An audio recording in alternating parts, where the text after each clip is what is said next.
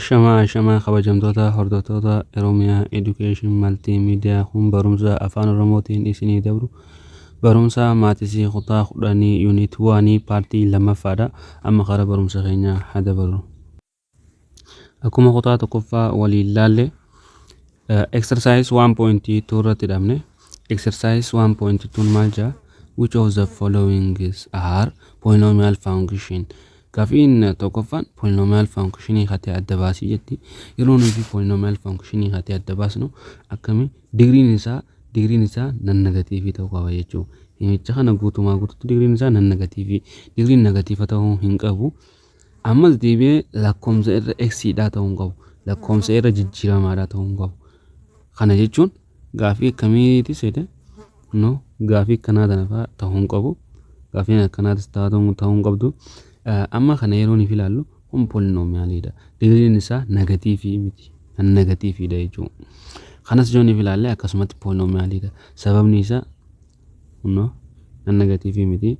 Overriders x jala hin qabu. Akkasuma jechuun sin ammoo polynomialidha jettee yoo gaafa laallu taate polynomialii miti. Sababni isaa negatiiviidha. X'n power irraa 3 qabdi.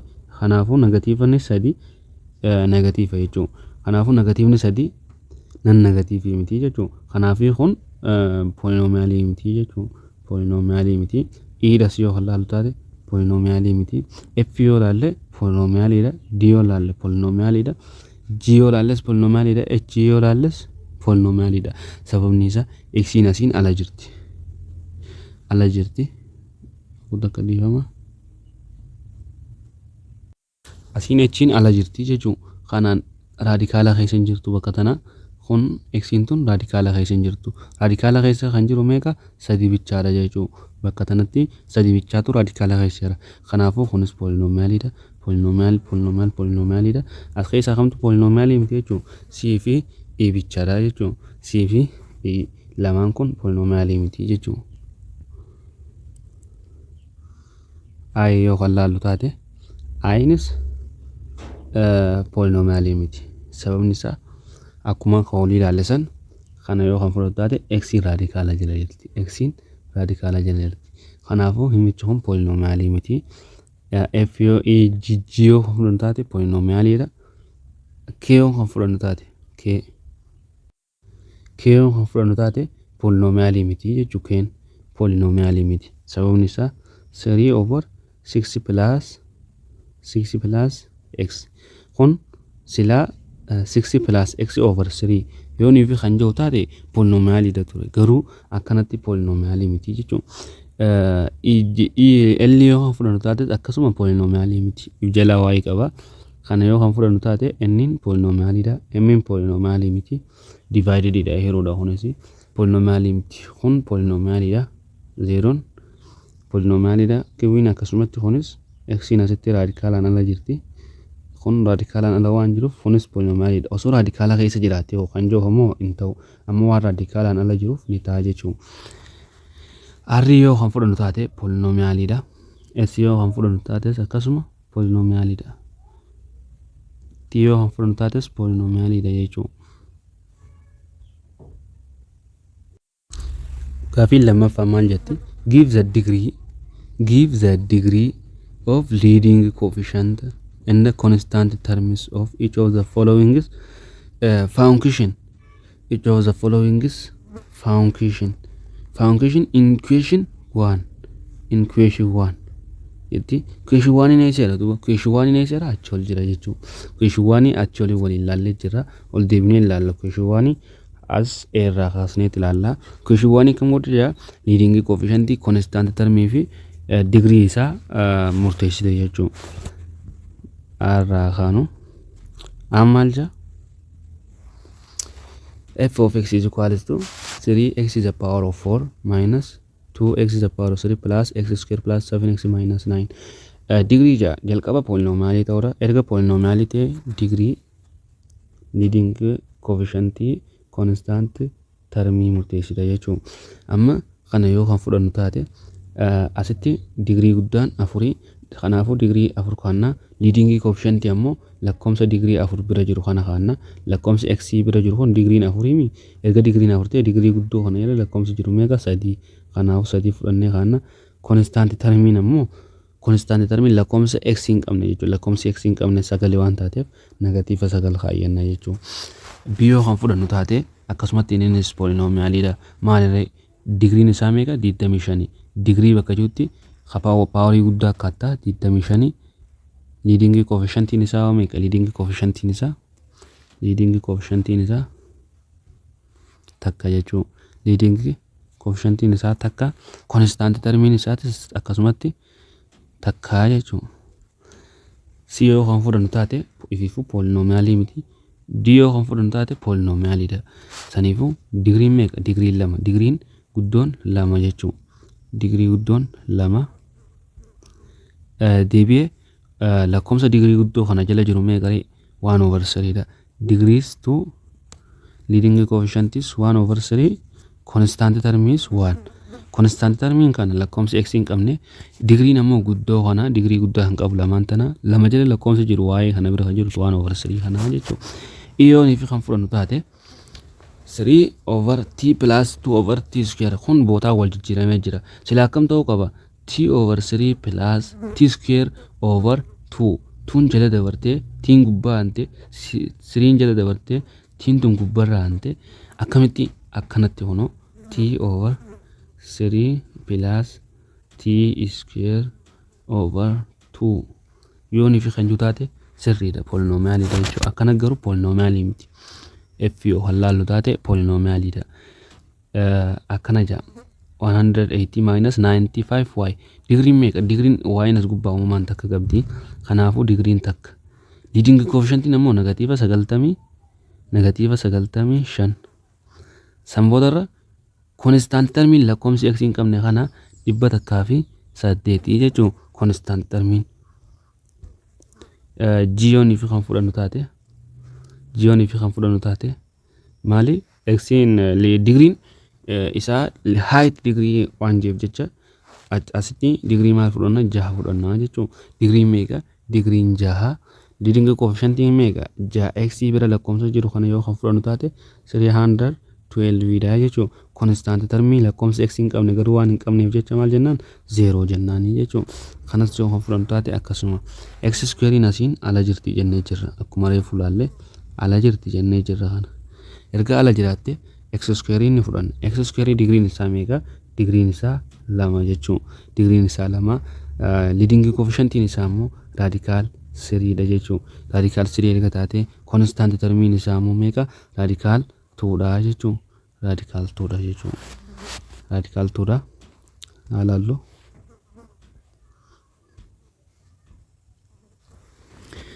kana yoo kan laallu taate ififu poolinomiyaalii miti x in as radical jilerti poolinomiyaalii miti jiyoon fi kan fudhannu taate f of x is equals to 4x square minus 5x cube plus 6/8 kana yoo kan fudhannu taate digriin meeqa digrii guddoon 2 jechuun digrii 2 sanboodarra deebitee lakkoomsa digrii guddoo jalaa qabu kana leading coefficient lakkoomsa maddii kana yoo kan fudhannu taate 4/8 dha 18 isaan hundaaf waan dhaabbattu by 4 is to 1/2 dha jechuun leading coefficient isaa constant term yoo kan fudhannu taate immoo 6/8 dha sababni isaa 16 x hin qabdu kunis x hin qabu kun hundaaf waan dhaabbattu fudhata sanboodarra yoo fedhe akkam goota by 2 3 by 2 4 3/4 ta'a jechuun 3/4 ta'a k yoo kan fudhannu taate poolinomiyaalii miti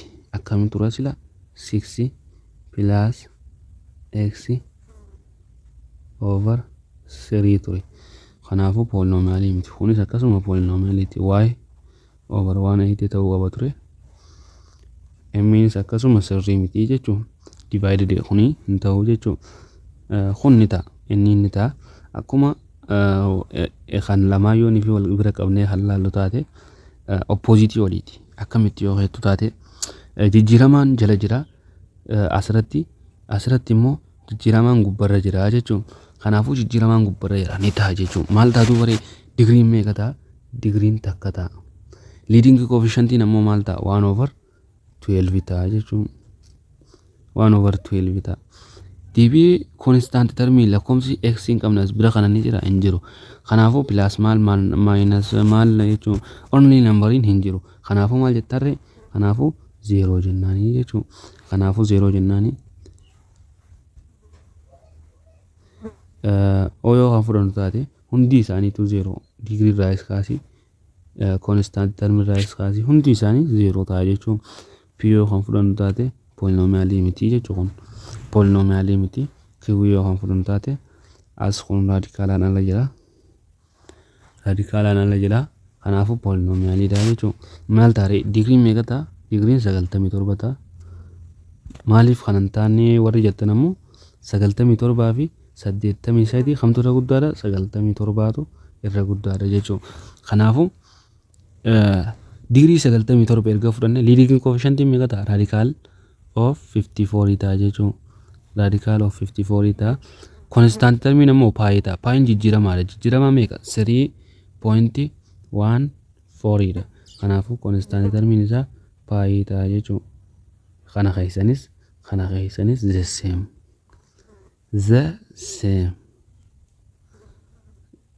the same dha jechuun x yoo kan fudhannu taate polynomial dha yeroo waliin baay'isne meeqa arganna yeroo waliin baay'isne meeqa arganna kana yeroo waliin baay'isne meeqa arganna x square minus x plus 2 arganna kanaafuu deeriin isaa 2 akkam yoo keetan taate waanii kan x ni baay'istan deebitanii immoo 2dhaan ni baay'istan minus x dhaan ni baay'istan deebitanii mas 2dhaan ni baay'istanii jechuun sammoodarra kan argattan minus x square minus x plus 2 argattanii jechuun ergaanii fi kan argattan immoo degree 2 leading coefficient isaa immoo minus jira uumamaan takka jira minus 1 dha constant term isaa immoo 2 jechuun t tafee t r hundaa tafee haalaallo r'n is 4 over 7 minus 2 pi pi na kuma sin jela komsa jijjiiramaadha degree ni qaba x power 0 qaba degree qabu kanaaf meeqa 0 dha leading coefficient no 0 dha constant term no hundi isaatu constant term dha jechuun 4 over 7 minus 2 pi kun hundi lakkoomsa jechuun kanaafuu kana ta'a gaafii sadaffaan maal jaa give the degree of leading coefficient difama which of the following is function in equation 1 above are polynomial function over integer polynomial function over rational number polynomial function over real number ja hona kuma jolati isini himne over integer rai over rational number rai over real number ra ta'uu qaba jechuudha gaafii afuraffaan maal jaa which of the following is are polynomial expression as keessa jechuun polynomial expression polynomial makaa kan ta'e خمينجا polynomial makaa kan ta'e n polynomial makaa sabab nisa sila x duraanu qaba minus x plus 2 radical of 3 jechuu qaba ture polynomial sirriidha ta'uudhaaf jechuu kan fallikkitti barreeffamee jechuu degree wal qixaan kun degree 0 dha 0 itti takka kana osoo hin ta'in tartiibaan sila deemuu qaba guddarraa gara xiqqaa kun ammoo xiqqarraa gara guddaan ta'e polynomial expression dha jechuun b haa fudhannu b'nis kana baay'atu deema y times ammas minus 2 dhaan kana baay'atu deema kunis akkasuma polynomial expression dha c yoo ni fi kan fudhannu taate polynomial c yoo kan fudhannu taate polynomial miti ififu ni fi kan fudhannu taate din polynomial miti sababni isaa y square asitti radicala jala jira asitti hanqa sadiitti radicala jala jira kanaafuu kun polynomial miti jechuun kunis polynomial miti yoo kan fudhannu taate polynomial dha garuu polynomial expression dha y minus 3 into y minus 1 y dhaan y ammas deebitee 1 dhaan 3y dhaan ammas deebitee minus 1 dhaan baay'iste waan harkatti san over 2 dhaan keessa gana dalagamaan taateef expression jechuun imicha akkana jechuun f yoon fi kan fudhannu taate f'n polynomial miti jechuu f'n g yoon fi kan fudhannu taate g'n polynomial dha x square plus 1 dhaan kun wal dhaamsa kun asitti wal'aansa. San boodarra maaltu hafaa x minus 3 hafaa x minus 3 poolinomiyaaliidha jechuudha. H yoonii fi kan fudhannu taate poolinomiyaaliidha. Garuu poolinomiyaal ekspreeshiniidha jechuudha. E yoonii fi kan fudhannu taate f yoonii fi fudhanne poolinomiyaaliidha. Garuu poolinomiyaal ekspreeshinii miti. Poolinomiyaal ekspreeshinii miti. E yoonii fi kan fudhannu taate poolinomiyaal ekspreeshiniidha kunilleen ganaadha salphatee wanta ta'a garuu waanidha ta'a jechuudha. Gaaffii shanaffaan maal jedha? An open box is to be made from 20 centimeter long square piece of material by cutting equal squares of length x centimeter from the corners and turning up the sides as shown in figure 1.1. 1.1 figure 1.1 kana akkuma agartan figure 1.1 dha kana akkuma agartu kanarratti kannamee jira. Asitti kun x waanidha. Kun ammoo maali 2x dha jechuudha. X plus x kanaafi kana yeroon fi walitti daanu kanaafi kana walitti daana 2x ta'a jechuudha. Garuu gama jalaatirra waan jiruuf maal goona minus goona. Gama jalaatirra waan jiruuf minus goona. Akkana akkamitti dhufa jaami kun akkamitti akkana dhufuu dandeenya? Akkamitti akkana dhufuu dandeenya? Himicha juudhaaf maal godhuu dandeenya? 20 asin noqonnee jira. 20 asin noqonnee ni kaayyanna minus jennaani 2x ni kaayyanna minus 2x itti cufna ammas akkana kaayyanna maal square yaan jeef jecha fi feene kanuma square goone times x goona malee ni harkanna jechuudha. San boodarra himicha kana ni harkanna jechuudha. 20 minus 2x into ammas deebi'ee 20 minus 2x into x dhaan baay'istanii san boodarra kana ni harkattanii jechuudha. Gama gaditti haa dabarru. Operation of polynomial function results as the algebra fundamental operation are addition, subtraction, multiplication, division. Ida'uu, hir'isuu, baay'isuu, hiruu kana hunda maal algebra dha jechuudha. Algebra dha. The first step in performing operation on polynomial function is to use the commutative, associative and distributive laws. Sarah as commutative, associative and distributive laws in order to combine like terms together. Hawalin de mane jifute ma goda wala nafta jechu. Activity kana yo lalle activity kana yo khallalu taate.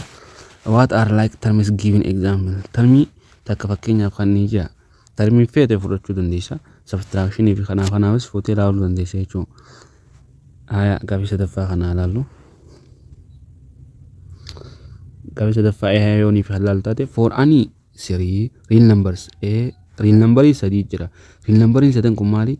A, B, C dha. Kanaafuu determine the whether each of the following statement is true or false. Dhugaa yookiin soba jettee guutaa jira. Kana yoonii fi ilaallu taate A minus into B plus C is equals to maal ta'a jira? Akkana ta'a jira. Akkana ni ta'a jennee ilaaluudhaaf hin ta'u. Maaliif minusiin tun B ni baay'isti C ni baay'isti. Akkam ta'a? A minus B minus C ta'a. Kun maaliif false jechuudha. C yoonii fi ilaallu taate B tti deemna. A minus jaami. Kunis maal ta'a? Sirriidha kun. Tiruudha. Maaliif? Asitti minusiin tun B ni fudhata. Garuu asin minus waan jiruuf minusiin plus wal gooti A minus B plus C dha jechuun tiruudha jechuun tiruudha. B yoonii fi ilaallu taate A plus B minus C kun akkuma jiru ta'a. Kunis tiruudha jechuudha. Kana yoo ilaallu taate A minus B kun false. Kanaafi gaaffii C fi D garaagarummaa hin qabu. Gaaffii C fi D garaagarummaa hin qabu. Akkuma takka jechuudha. Verify the following statements. Himicha kana pilaasii goota. Himicha kana jechuun pilaasii gootee akkana dhufaa jira. Gaaffii A yoonii fi ilaallu taate 4x plus A into plus 2A minus x kana akkuma jirutti yoo fudhannu taate 4x dha. 4x dha. Samboda asitti maal qabna minus x qabna minus pilaasiin humaan asartu minus x pilaasiin hunda isaa akkuma jiru kaayee jechuudha imicha kana akkuma jiru erga kaanee booda minus x dha plus a as jirtu sana ni fudhanna a samboda to as jirtu ni fudhanna plus 2a dha jechuudha samboda maal ta'a 3x plus 3a ta'a 3 isaan lamaan bira wajjin isaan lamaanuu waan qabaniif 3 fudhannee hammattuu goone haya x yookaan a fudhannu rakkoon qabu a fudhannee plus x goona samboda 3x plus 3x plus 3a jechuudhaan akkuma tokko jechuu kun gaafii b halaallu gaafii b maal jetti 5x square y plus 2x y square minus x square y minus xy square is equals to 4x square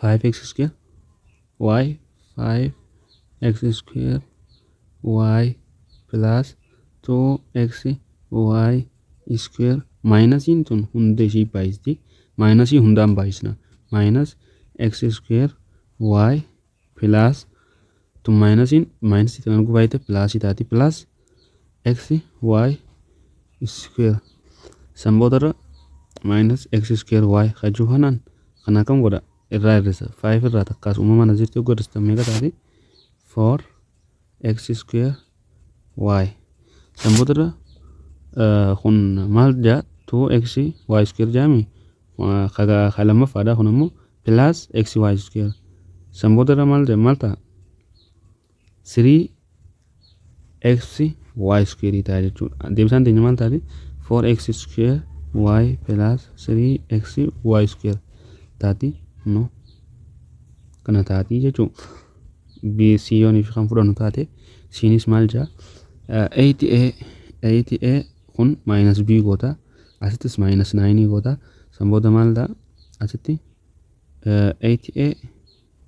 8a minus 9a minus b sambooda maal ta'a minus a minus b ta'a minus itan ala fudhanna minus ala fudhanne a plus b ta'a jechuudha d yoon fi kan fudhannu taates akkasuma d maal jaa 2x minus 4 intun x dasin baay'isti minus 4x plus itaati minus jechuun 4y samboota 2x mi kun 2x minus 4y maal ta'a minus 2x plus 4y dha mi kun plus 4y irratti eeguu kana y kana tokkochaan idaane 5y samboota kun minus ida ture asittis minus x ida minus 3x plus 5y dha jechuun no 5y minus 3x jechuun gaddabarraa ilaallu yeroo nu ilaalumte addition of polynomial function you can add polynomial function in the same way termiiwwan wal fakkaatan takka maal goota walitti daataa jechuun real number simple the like terms by adding their coefficients that like terms are terms having the same variables to the same powers walifidde variability wal fakkaatu the same power wal fakkaatu garummaa possibility different coefficient different illee ta'uu rakkoon qabu jechuudha haya formulaan isaa kana uno formulaan isaa the sum kuno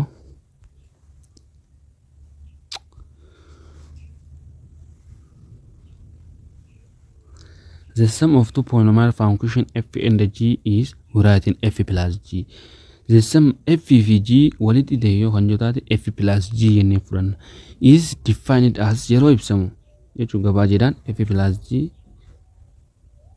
is equals to f plus g into x f of x is equals to g of x for x is an element of real number ilaati jechuun kutaa paartii sadaffaadhaan hanga walitti deebinutti kabajamtoota hordoftoota Oromiyaa Education Multimedia viidiyoon kun yoo isinitti tole like godhuu hin dagatinaa warri chaanala kanaaf haaraa taatan subscribe godhuu hin dagatinaa hiriyoottan keessaniifis share godhuu hin dagatinaa isiniin jenna afaan Oromoo guddisuudhaaf of qopheessaa nagaatti